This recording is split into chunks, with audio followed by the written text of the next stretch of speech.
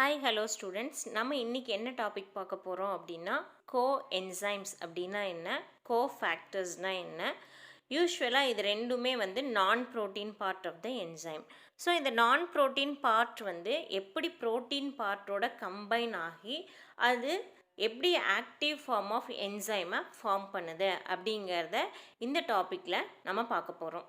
So இந்த topic பொறுத்த வரலையும் பார்த்தீங்கன்னா கோ என்சைம்ஸ்னால் என்ன, கோ ஃபேக்டர்ஸ்னால் என்ன, அதாவது அது ரெண்டும் சேர்ந்து கம்பைன் ஆகும்போது அது என்ன மாதிரி ப்ராடக்டை, அதாவது ஆக்டிவ் ஃபார்ம் ஆஃப் என்சைமை ஃபார்ம் பண்ணுது அப்படிங்கிறத கிளியராக பார்க்கலாம். அப்படின்னா என்ன அப்படின்னு பார்க்கலாம். இட் இஸ் அன் ஆர்கானிக் நான் ப்ரோட்டீன் மாலிகுல். ஆர்கானிக் அப்படிங்கிறத நம்ம நல்லா ஞாபகம் வச்சுக்கணும். So what is organic? Organic is a carbon containing compounds.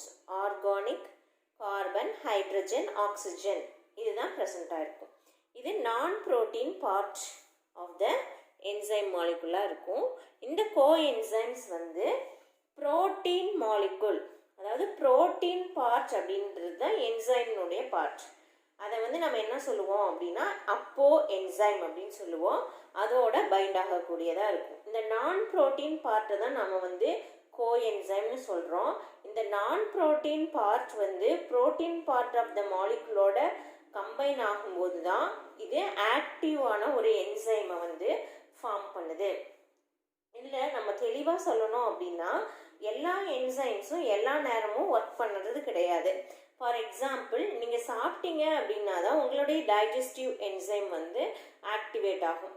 இப்போ சாப்பிடாம இருக்கும்போது அந்த என்சைம் ஆக்டிவேட் ஆக தேவையில்லை. ஸோ அந்த மாதிரி இந்த ஆர்கானிக் கோ என்சைம்ஸ் நீங்கள் சாப்பிடும்போது அந்த டைஜஸ்டிவ் என்சைமை ஆக்டிவேட் பண்ணாதான் டைஜஸ்டிவ் என்சைம் உங்களுக்கு செக்ரேட் ஆகி டைஜஷனை ப்ரமோட் பண்ணும். So they cannot catalyze enzymatic reaction. அதாவது இந்த கோஎன்சைம்னால ஒரு என்சைமேட்டிக் ரியாக்ஷனை கேட்டலைஸ் பண்ண முடியாது. But it can help the enzyme to catalyse the reaction. இது இருந்தால் தான் அந்த என்சைம் ஆக்ட் ஆகும். இது இல்லைன்னா அந்த என்சைமால் ஆக்ட் ஆக முடியாது. இதுக்கு எக்ஸாம்பிள் பார்த்தீங்க அப்படின்னா தயமின் பைரோபாஸ்பேட். எக்ஸாம்பிள் இதை டிபிபி அப்படின்னு ஷார்ட்டாக சொல்லுவோம். FAD, flavin adenine dinucleotide. So கோஎன்சைம்னுடைய சைலண்ட் ஃபீச்சர்ஸ் என்ன அப்படின்னு பார்த்தோம்னா ஹீட் ஸ்டேபிளாக இருக்கும். இது லோ மாலிகுலர் வெயிட் சப்ஸ்டன்ஸாக இருக்கும். என்சைமோட பைண்ட் ஆகும்போது ரொம்ப ஸ்ட்ராங்காக பைண்ட் ஆகாது. இது லூஸாக தான் பைண்ட் ஆகும். ஏன்னா அதனுடைய ஒர்க் முடிஞ்ச உடனே அது மறுபடியும் ரிலீஸ் ஆகி என்சைமை இன்ஆக்டிவாக மாற்றணும். ஸோ அதுதான் நம்ம என்ன சொல்கிறோன்னா ரியாக்ஷன் கம்ப்ளீட் ஆனோடனே கோ என்சைம் ரிலீஸ் ஆகிடும் அப்படின்னு சொல்கிறோம்.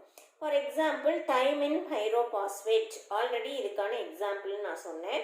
இதை ஷார்ட்டாக டிபிபி அப்படின்னு சொல்லலாம். இதனுடைய சோர்ஸ் விட்டமின் B1 கிடைக்குது. அதாவது தயமின் டெரிவேட்டிவாக இது ப்ரெசென்ட் ஆகிருக்கு. இது பைருவேட்டை அசிட்டைல் கோயேவாக கன்வெர்ட் ஆகிற ப்ராசஸில் இம்பார்ட்டன்ட் ரோல் ப்ளே பண்ணுது. இப்போ நம்ம குளுக்கோஸ் சப்ஸ்டன்ஸ், அதாவது நம்மளை ஃபுட்டில் எடுத்துக்கிட்டோம் அப்படின்னா டயட்டில் இது ஏரோபிக் கண்டிஷனில் இந்த presence of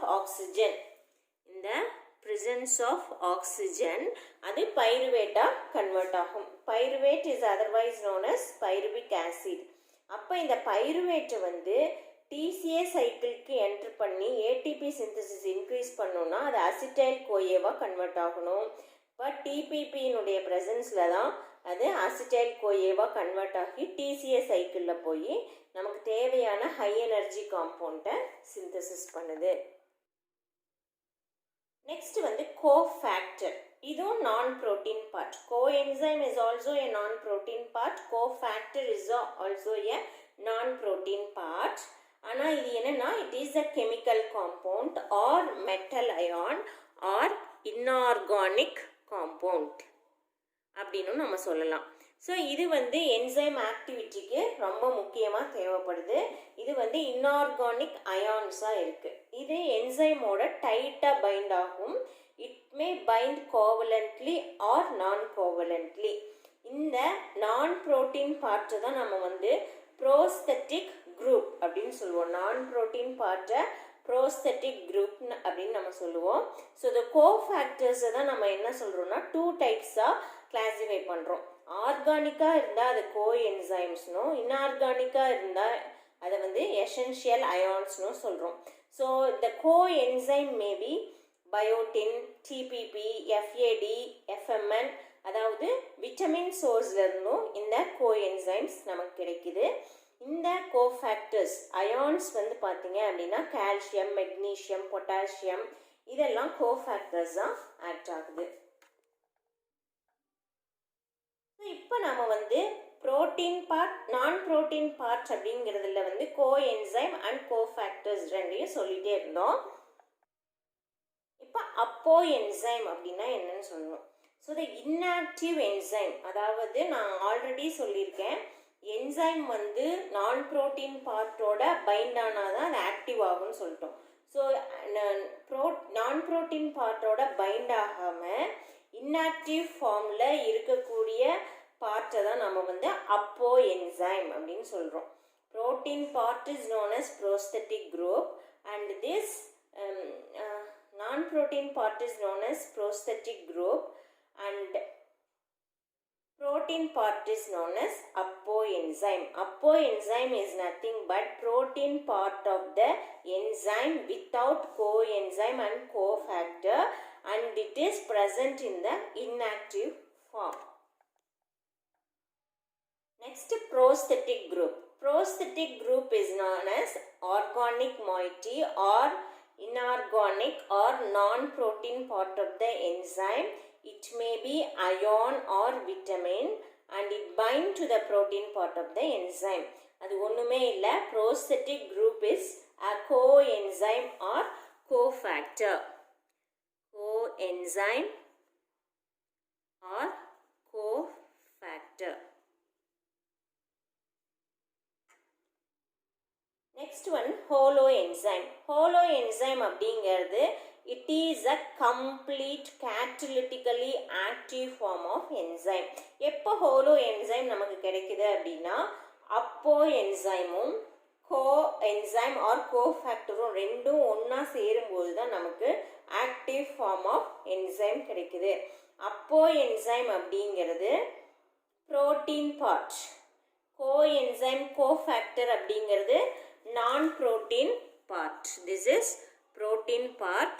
This is non-protein part. ரெண்டும் combine ஆச்சுனா தான் நமக்கு active form of holoenzyme கிடைக்கும். Okay, protein part of the enzyme is known as apoenzyme. Non-protein may be coenzyme or cofactor. இது ரெண்டும் ஒண்ணா சேர்ந்துச்சு அப்படின்னா it is the active form of holoenzyme.